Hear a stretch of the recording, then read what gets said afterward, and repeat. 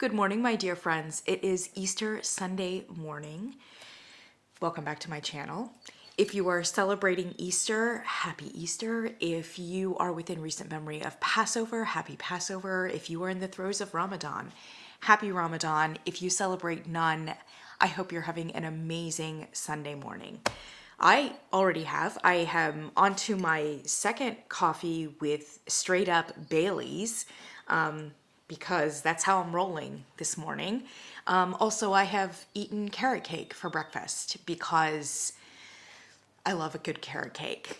And being Easter, start early, start often, right? It's gonna be a carrot cake day.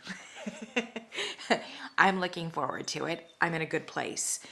So I am not even going to apologize for the length of this video because I think it's a really important one. I have 4 important candles for you today. Yesterday, special arrival, special delivery from Kringle. Now I'm in Virginia, so it just came down the East Coast from Massachusetts and took hardly any time at all.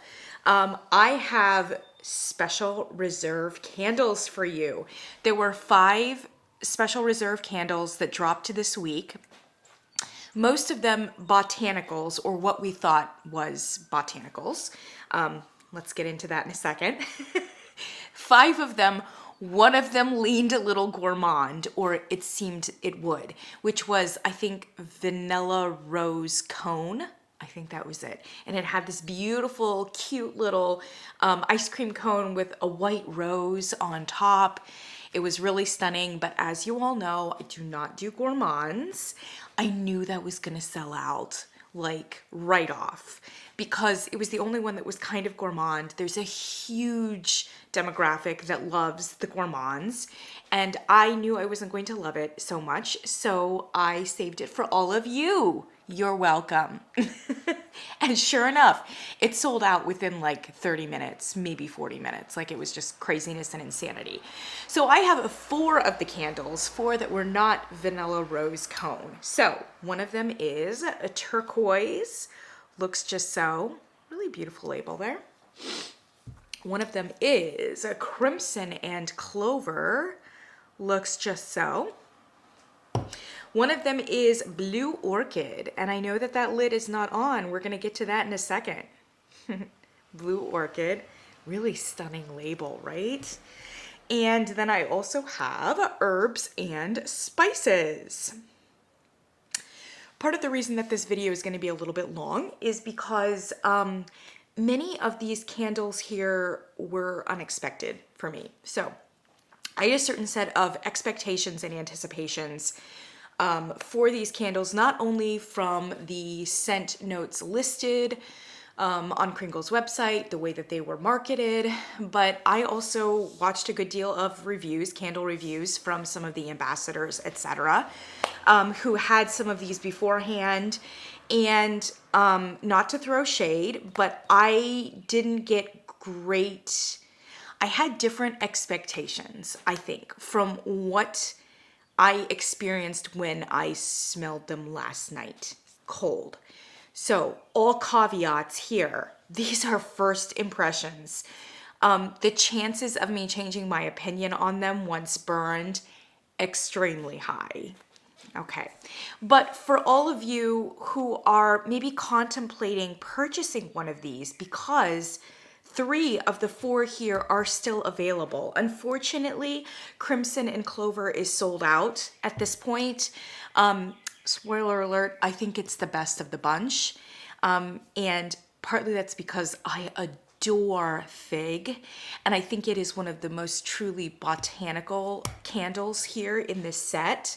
So for my money, I would have bought many more of these.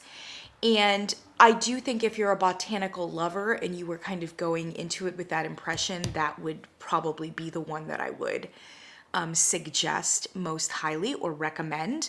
I also just think it's the best candle of the bunch for other reasons. Unfortunately, it's sold out. If there's a re-release or a re-pour of any of these, it will 1000% be vanilla rose cone. And if I was the CEO, there's just no question that that's the choice that would be made because it's, you know, by popular demand. Gosh, I'm really hoping Crimson and Clover does come back in some iteration.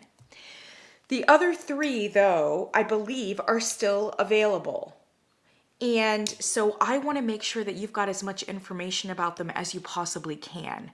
These are a little bit more expensive than the regular Kringle candles. They are extremely limited release.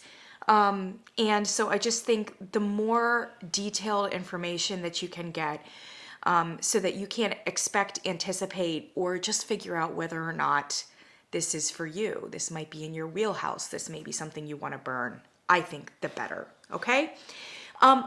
Across the board, really some interesting candles here, but for me, less botanical than you would expect. So the first round of Reserve candles this year were extremely gourmand. And so this was supposed to be, I think, the answer to that, which is a botanical collection, or at least botanical leaning, to kind of face off or to give the other crowd a little something.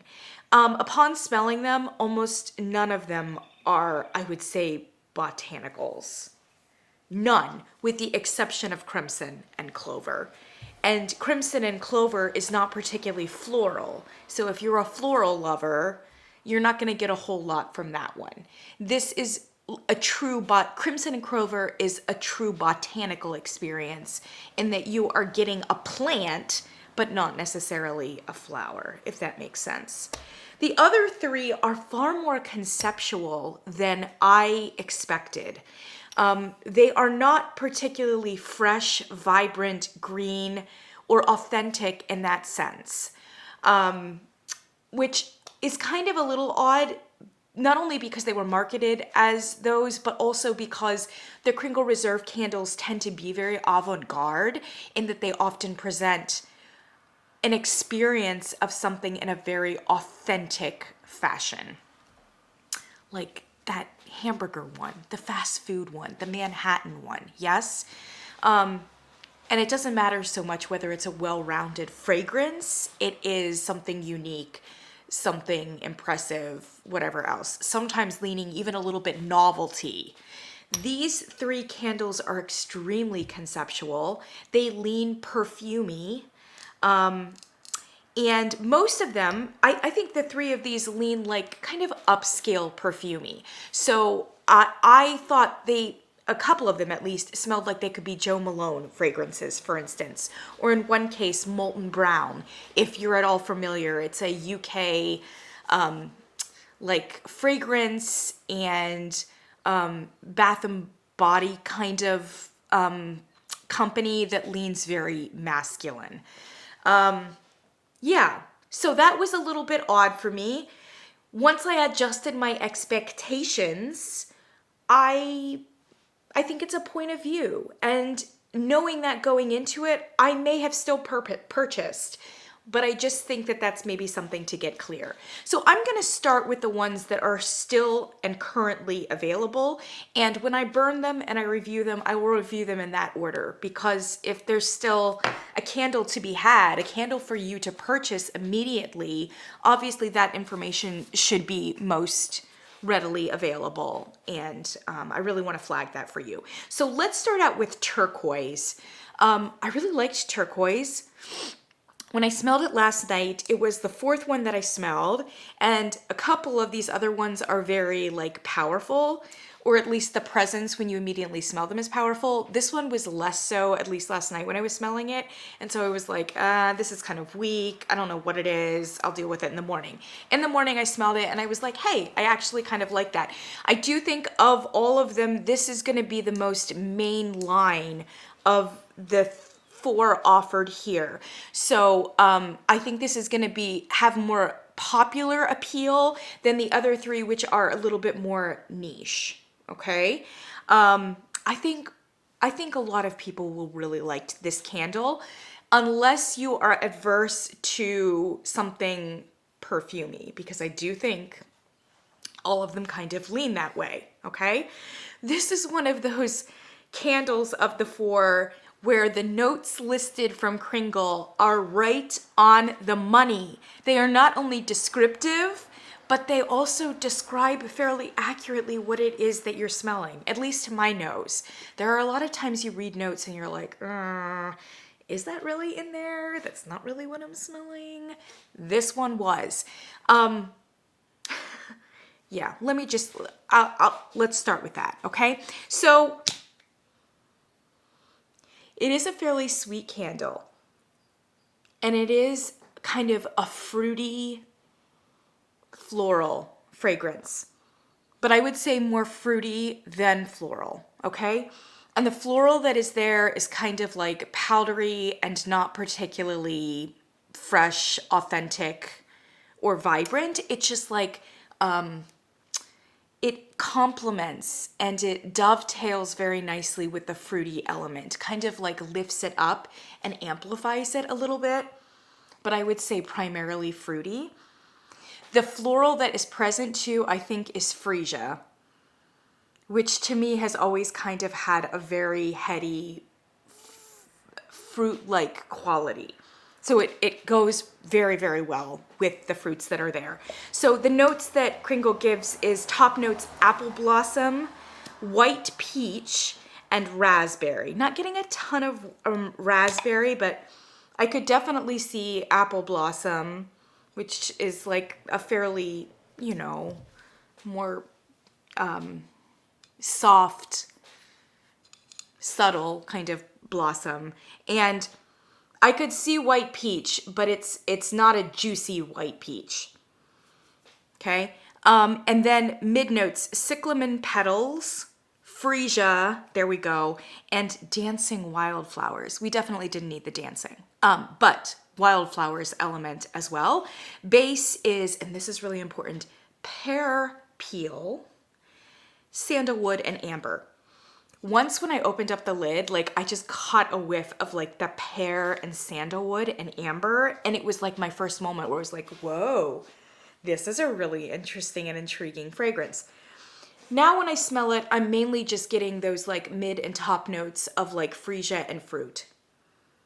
Kind of in a fairly generic, indiscriminate kind of way, but it's nice. It's sweet, it's assertive enough, and it's pleasant.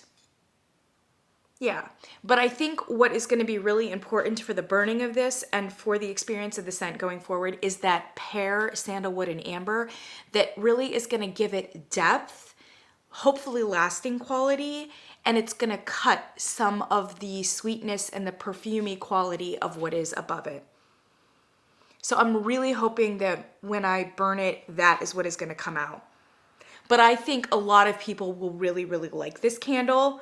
And I hope that it has throw. The way I'm smelling it though, I wonder if it's gonna have somewhat weak throw, regardless of its strength. So we'll have to see on this one. But I would say that if you were gonna take a bet or roll the dice on any of these, it would probably be a good one to roll the dice with. And I know a lot of people are really possibly fascinated with this, even and especially if they are not particularly floral or botanical people. Okay, that's what I have to say about turquoise. If I smelled it in the store, would I purchase it? Maybe not. It's a little sweet for me, to be perfectly honest. I tend to like a little bit more grounding, but I think a lot of people will really like this.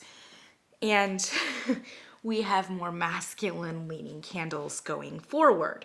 So let's go with Blue Orchid. Blue Orchid has the lid popped, and I noticed that Brit Philly Candle Man had the same issue. He was scared to take the lid off to put it back on because this lid is extremely tight. And given the fact that these have a tendency to crack, like, I'm super worried about it. Also, very interestingly, it's a subtle thing, but this particular vessel is a little bit different than all the 3 of these. And you can notice it in the lip. So the lip of the vessel is just a little bit more pronounced than the lids and lips for the other candles, if that makes any sense. You can kind of see, like, it's got a good lip to it, whereas the other ones here have very little lip. I mean, it's almost like straight up no lip at all. This one has one. So I don't know what happened. I know that they've got supply issues, and they may very well have outsourced a different vessel, and the lid is extremely tight going on. I'm afraid about it. Sidebar, Kringle really needs to get their situation straight with the cracking of the candles. I have never had a candle crack, neither Kringle nor any other company, and I've been burning candles for a really, really long time. I have never had a glass vessel crack because of pressure, because of heat, distribution, etc. Never. And I don't want to start now, but there are a lot of people, especially who have had the reserves crack on them, and I don't know all the reasons for that. Sean from Hearthside had one of the blue raspberry country candles crack on him like a week ago, which is not even a reserve candle. So it's happening a bit too often, and frankly, it happening even 2 or 3 times is already too many times for that to happen. And it has nothing to do with the price of the candles or anything like that. It's just like a really basic and fundamental safety issue. It should not happen. I mean, it shouldn't even happen to like an Aldi candle, okay? Let alone a company that like really works hard. They specialize. They're expert in candles and candle production, etc. They really need to figure that issue out, because it's not okay to have that happening. Also, it's a very little thing, but like some of these labels are wonky. I don't know if you can tell that. One of them is like really crooked. Which one was that? I don't know. Some of the labels get really wonky, and I just think, okay, it's a reserve candle. You've worked really hard to get this like premium vessel, premium marketing, and then the label is going to be wonky. Like, and it's not the label on the bottom that nobody can see. It's like the actual label. All right, close parentheses. We're going to be done with that, okay? I don't want to belabor that point, but obviously some care needs to be had. Also, and we got to talk about it with this candle. So I've noticed that Kringle's descriptions of their scent notes has gotten really bad. Like super generic, super vague. But randomly some candles will be okay. So if you look at the scent notes for like Turquoise and for Crimson and Clover, you have a really descriptive scent list. It makes sense. It looks good. Like, it's for the most part not frou-frou. It's perfect. And then it's like with Blue Orchid and Herbs and Spice, they just completely phoned it in. It's like they got halfway through the process and they're just like, F it. It doesn't matter. Just put anything up there. It doesn't make any difference, right? I mean, it's like absurd. So Blue Orchid scent notes. I'm reading it right off the website. Top, floral, citrus, mid, floral, powder, amber, base, wood, floral, musk. So floral's in there twice, and we have no idea what kind of floral. We assume it's orchid, right? This should not be happening. And like, I feel as though their scent notes and descriptions in years previous up to this point have not been so bad like this. So I don't know what's happening, if like they've lost one of their like web developers, or like fragrance, I don't know what the actual name for them is. Fragrancier? Like a fragrancier? I don't know if that's a thing. It's like a, you know what the wine people are like. What are the wine people called? Oh, I can't remember. Close parentheses. They need to get that fixed, because that website and those scent notes, it's the most professional facing, like customer facing element. It needs to be good.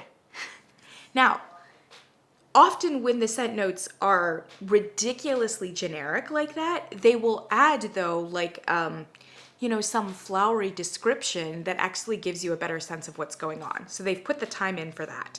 And that is the case for Blue Orchid. Blue Orchid says, fragrant wild orchid is blanketed in the sophisticated richness of white amber resin, powdery musk, precious woods, and nectarous dark fruits. I don't even know if that's a word. Nectarous dark fruits. Okay.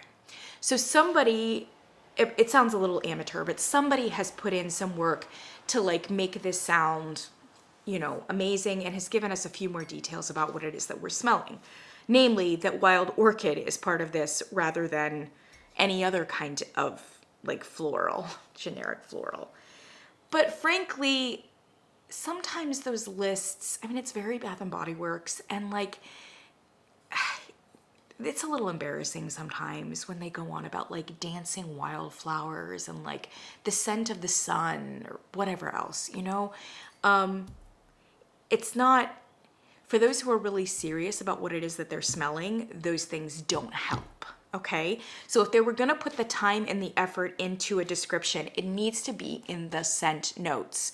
I don't need a fancy rhetorical poem about what it is that I'm smelling so much as I want to see the scent notes. It shows that you're a serious candle company, and I know Kringle is serious, but when they give notes like floral citrus, bottom notes floral musk, it looks like you're not a serious candle company. It looks like you do it on the side and you're doing something else. Okay, close parentheses. I know that got a little salty. Let's move on. Blue Orchid. Okay, so this is the first one I smelled, and I'm like, okay, I could see how this could be an upscale luxury cologne because it does lean masculine, okay? And it does lean perfumey. It's a very strong amount of musk and some amber.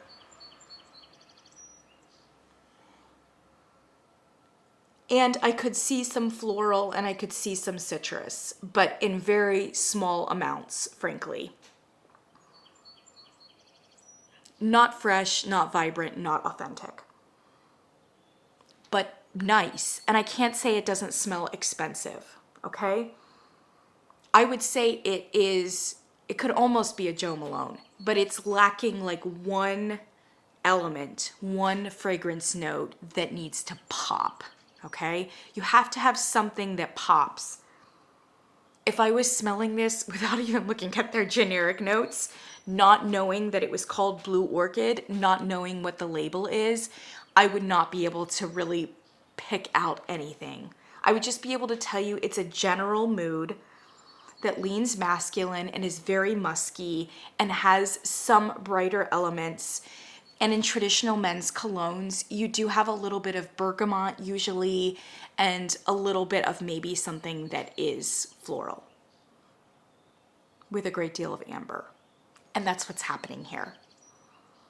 It does not smell cheap, okay?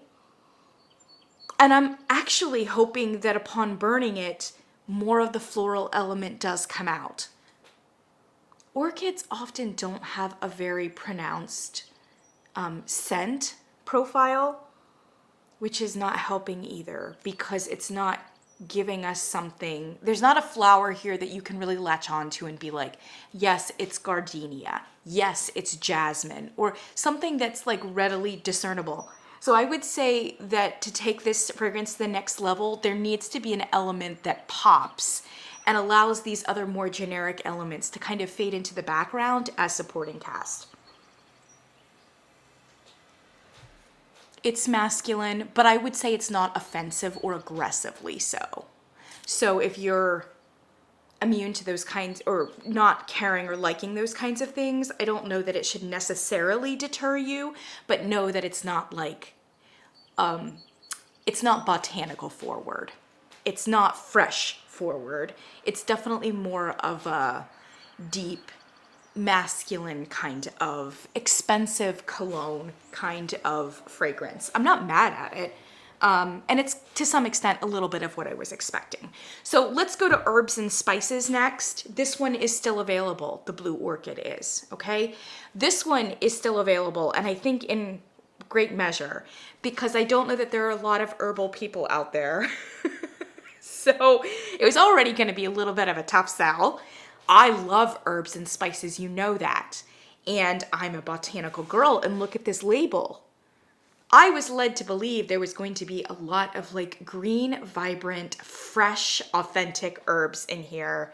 And that is not the case. So I was initially very displeased about this when I initially smelled it. I was like, what is this?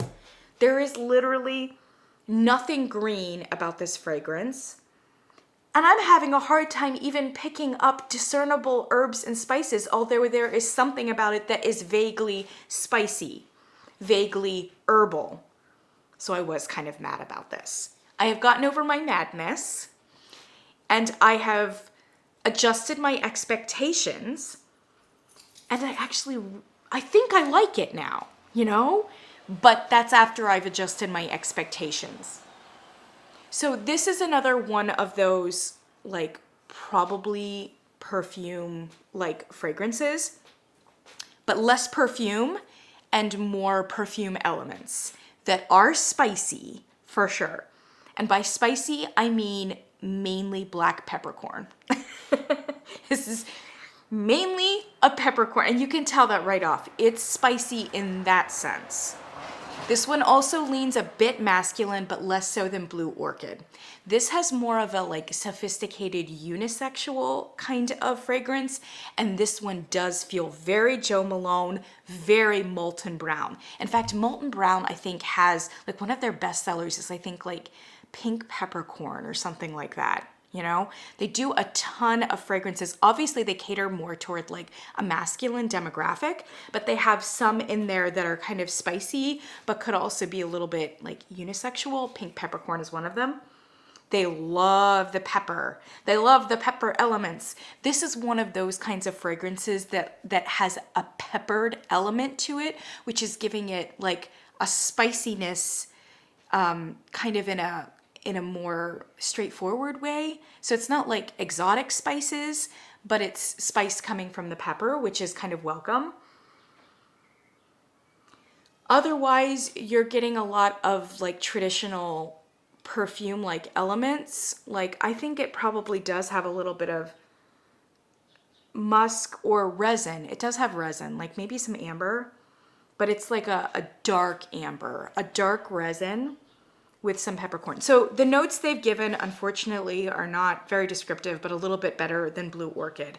Top, herbal, generic, then bergamot, then black pepper. I mean, if you looked at that, just those scent notes, as vague as they are, you would immediately assume that you were probably looking at a masculine fragrance, okay? Those are the three elements that you will often see.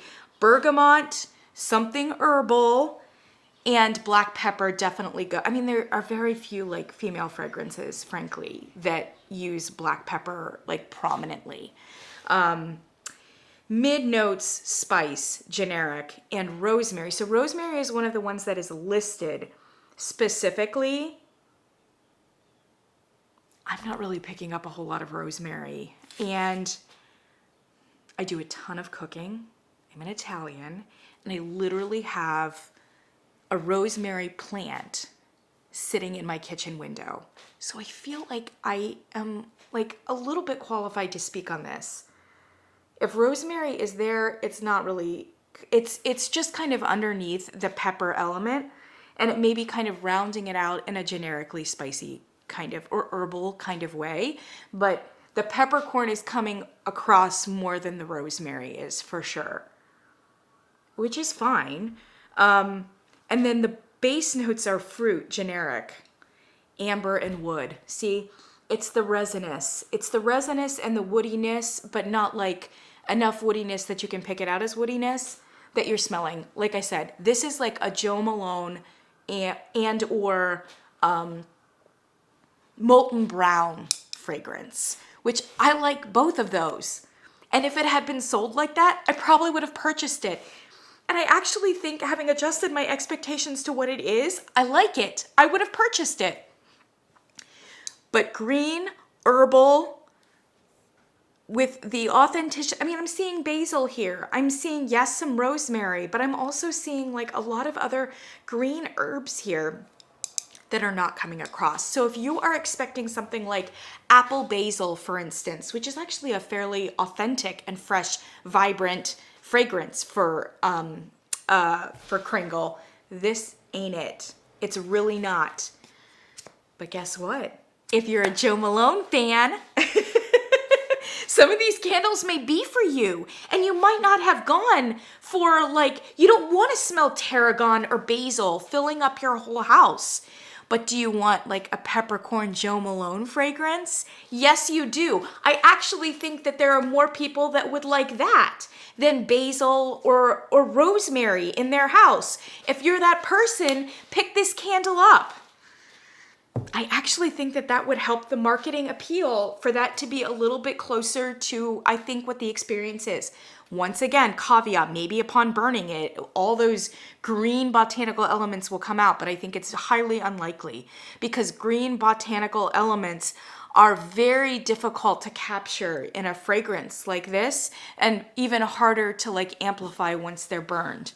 So, and with those black peppercorn elements, I think it's extremely unlikely. We're gonna end with the one that I love the most, and the one that I was most excited about, and the one that is so fantastic. Drew Yauch, he put up like a picture on Instagram or whatever and was like, if you like fig candles, Crimson and Clover is your candle. And I was like, yes! This is actually a candle that has fig in the scent notes, but I was like, they're gonna mess it up. They're gonna make it super conceptual, and I'm not even gonna be able to pick out that it's fig, and I don't like that. So I actually thought this one was gonna go very like Jo Malone, very conceptual, and the fig was gonna get lost with all the like musky elements and spice and everything else, you know? Exactly the opposite. If you're looking for a botanical experience, this is the one that is truest. And this is the one that is the most bold in terms of a fragrance. So this lifted the lid. I mean, if all the rest of them, the experiences in the jar is kind of like a 6 or a 7, this one was like an 8 right off. 8, 8.5. Gosh, I'm hoping it throws. Yes, and your top elements, immediately what you're getting is fig, fig, fig, and green. So you're getting a lot of vine and a lot of leaves. You just are right off. And then you also get that like amazing, deep, dark fig kind of smell. Yes, I love this. And unlike Juicy Strawberry, which was in the last set of Reserve candles, where you had an authentic juicy strawberry mixed with an herbal thing that, in my opinion, didn't go well with it. They clashed and collided, and like not in a successful manner. Sometimes you can like mix two elements that are contrasting with each other, and it's like a revelation. This was not. They just continued fighting with each other. This herb is mixed with other elements that complement it perfectly. Like you can't tell where the fig ends and like these other more like musky, dark elements begin. It's like one continuous fragrance from the green leaves and vines to the fig, and then the fig is like the segue into like darker, richer, earthier, musky. Yes. All right, so they did a pretty good job with scent notes this time. Top, green clover. Honestly, clover doesn't have that much of a scent, but just consider it's like a vine green kind of element. And then you have mission fig and crimson berries. I'm not getting a ton of crimson berries, but I could see how there might be some raspberry, frankly, underneath the fig, but it's not taking away, because raspberry is pretty pronounced. Raspberry is not stealing the show, so I really like it. But it's figs can sometimes have a very dry, element to them. Like they're not always super juicy in the way that they come across. So I think the raspberry is adding a little bit more like juiciness to it. Mid, rosewater, not getting a whole lot of rosewater, which is fine. Gardenia, not getting a ton of gardenia. There may, in fact, be a small amount of floral, but it's again, very supporting cast. Underneath all of those berries, maybe just kind of rounding out the botanical experience, but not like, I mean, rosewater and gardenia have the tendency and have the very real possibility of stealing the show. They don't in here if they are present. And then sugarcane rounding it out, which is supposed to be giving it a sweetness, and it does have a sweetness, but it's not overbearing. And I would say that this is far less sweet than these other candles. Definitely turquoise. Base notes, amber, velvet musk, and woody. And those are there too, yes. And you would expect them with a fig fragrance. They complement very well. This is a winner. Oh, yeah, I like it. It's very fig tree. You know how they have like cherry tree and it doesn't smell like a cherry tree? If they said that this was fig tree, we would believe it. So in many ways, even though it may be a complex candle, it does not... I apologize, we just have a little bit of a electronic bicycle going by. It may be a complex candle, but it doesn't wear its complexity heavily. It's like a very light complexity that you experience with clarity and with simplicity. This is one of those great moments where there is a beautiful blend. It's an extremely well blended candle, and then there's a couple elements that pop.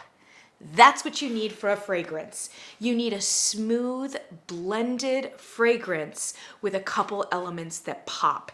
There are a few fragrances here that are smooth and that are blended, but they don't have enough ingredients or scent notes that pop, that are discernible, that give the scent a certain kind of unique and powerful presence.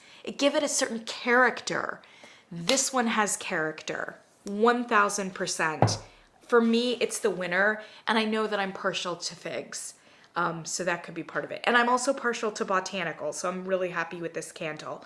But I think just objectively, it's probably the most successful of the four.